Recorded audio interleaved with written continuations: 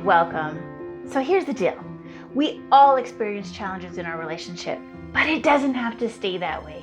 You can change things.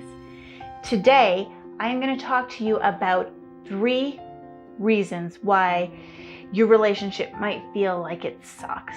Maybe that's too harsh of languaging. Maybe you just feel like you're settling, or maybe you feel like it's okay, but it's not great. Or maybe your relationship is amazing and you just want to make it better. What I'm going to share with you today can do all of that.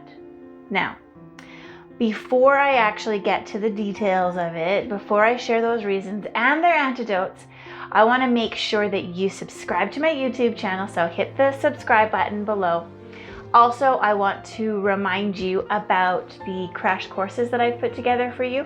They are at extremeexcellence.ca. You can also follow me on Facebook and on Instagram. I'm also on Twitter if you'd like to join me there. I have met with hundreds of couples who were unhappy in their current relationships. This past year has been even more so. You know, these couples, they want to understand why they can't communicate, why they don't feel connected, why their issues are what they are, or why their partner keeps dropping the ball. Now they're sort of stuck and they're trying to decide what to do, where to start, whether they should stay or whether they should leave. Stick with me here for a sec, okay? This is going to help, but it might also not be the answer that you're assuming I'm going to give you. If you're unhappy in your relationship, say, for example, you might be noticing that there's like a shortage of quality time that you get to spend together, or maybe it's the amount of sex that you have, or maybe it's this loss of romance, or a lack of excitement, or who should be emptying the dishwasher. Often it's a result of 2 things: the way you're thinking and the way you're acting. If you want to get different results in your relationship and in your life in general, unfortunately, you are going to have to find some new ways of thinking and then put that new thinking into an action phase and change what you are doing. Now, honestly, it is literally that simple. I'm coming to you as a counseling therapist who has seen hundreds of couples. I'm coming to you from a place of a divorce that rocked my world. It showed me how poor my thinking was. Then I had to start to learn to do something different, and then I was able to create a successful marriage. I have seen this over and over and over. I've been where you're at, and until I changed myself, nothing else ever changed. So firstly, if your relationship sucks, the first thing is you're probably not communicating. Maybe you feel like you've lost yourself in the relationship.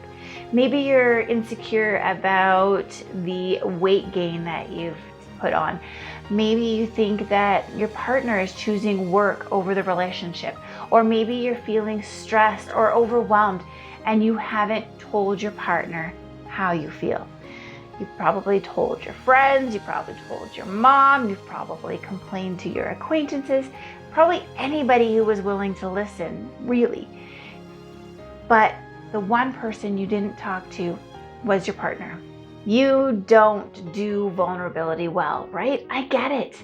Depending on what we were taught as a kid or even in our teen years or early adult years, a lot of us keep our cards close, which does not bode well for vulnerability in the relationship. See, vulnerability is like the artery of connection and intimacy. You cannot really connect and build a bridge with your partner without it. It can be super difficult to be vulnerable, especially when you're expressing softer feelings like sadness or hurt. But the thing is that, every issue that you hold, every issue you don't share with your partner, it creates this distance between the two of you. Every time we hold in our pain and our challenges, we place another brick on top of another until there's this huge divide between us that seems insurmountable. And then we're left not even sure why it's there. And it's simple. It's because you refuse to talk to your partner about those really vulnerable things, those really vulnerable challenges or issues. You are going to have to choose to open up to your partner, despite how you think they might react to what you share. Share those softer emotions and allow space too for your partner to learn how to respond to you better. That's vulnerability. Plain and simple. Make peace with it, practice it every day. Get used to sharing that intimacy with your partner every day. Now, the second thing that might be making your relationship suck is poor listening skills. Now, it might stand to reason that this is going to go hand in hand with the first challenge. And if you don't know how to listen really effectively, your relationship is going to go down the tube. There is going to be, again, that big divide between you, that chasm that feels like you just can't cross it. Now, hang on a sec, because in your defense, most people don't know how to communicate, don't know how to listen. I've seen enough couples in my day to know that the ability to really listen is a common infection in any relationship. When your partner is speaking, you're probably at best half listening.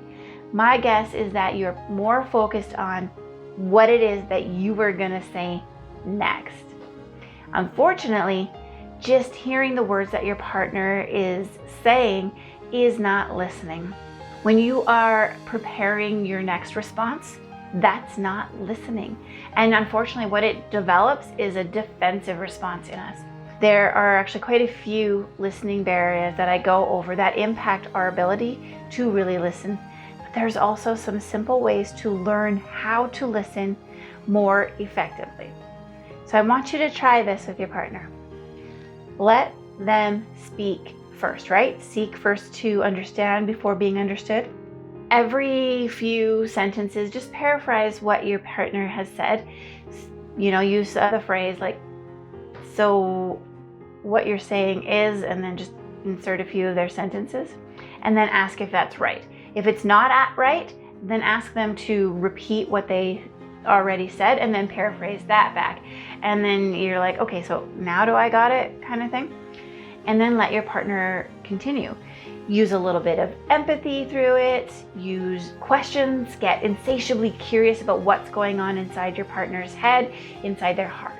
And do this until your partner feels completely heard, completely unburdened. That's called active listening. It is actually fairly simple. It's a very different way of doing conversation, but it changes everything. Now, the final thing is, you might have expectations for your partner that are leaving you feeling let down. You might be thinking things like your partner should plan more fun dates, or your partner should go out more, or your partner should just know that the garbage needs to go out on Tuesdays, or your partner should be more romantic, or, right? There's so many other ors. You create this sort of mental expectation for who your partner should be, the actions your partner should take. And when your partner doesn't actually live up to those expectations, you feel disappointed. You feel let down. I don't think keeping expectations turns out very good for anyone. In fact, it can totally ruin a relationship. When you start expecting things from your partner and then they fail to do it your way, you start thinking, I guess things are just not working. I guess we're just not meant to be together. You start this habitually focusing on what your partner is doing wrong rather than looking at what they're doing well. Another way of looking at this is that we start to find what we're looking for. We find the evidence of those negative things that we were looking for in the first place. When you have expectations for your partner that they're not living up to, it actually inhibits your partner from being able to actually really show up in the relationship, to actually be really authentic. The partner basically just starts worrying about what's expected of them instead of just being who they are and showing up as that person that you fell in love with in the first place. In emotionally mature relationships, both partners feel like they can show up however they like, good or bad. Both partners should be able to hold that space for the other person to be messy, imperfect, emotional, grumpy, straight up just being imperfect, because that's what we are. We are imperfect beings. Our brain is this muscle that builds strength around what we habitually focus on. So when we focus on the negative, we train our brain to start to hunt for the negative. The good news is, though, it works really good in the opposite direction too. So if you can start catching your partner doing something right, doing something good, meeting your needs, share it with them. Hold on to it for yourself, but share it with them too. Choose that you are going to start to do things differently, starting today. Number 1, communicate. Number 2, listen. And number 3, remove those expectations that are keeping you feeling let down. Want to reignite the spark in your relationship? We've all been there, thinking, is this all there is? I want passion. I want intimacy. I want connection. Join Troy Reeves and Michelle Newstetter as they walk you through 3 simple steps to recreating passion, purpose, and potential for your relationship. This free event will change how you look at your relationship while giving you the tools you need to reignite the pilot light of your relationship. Let's learn to live love intentionally. Now, I go into way more detail around the myths that we fall into in relationships, how to meet our partner's emotional needs, and how to communicate more effectively in the Rejuvenate, Reignite, and Reconnect crash courses that are available for you at extremeexcellence.ca.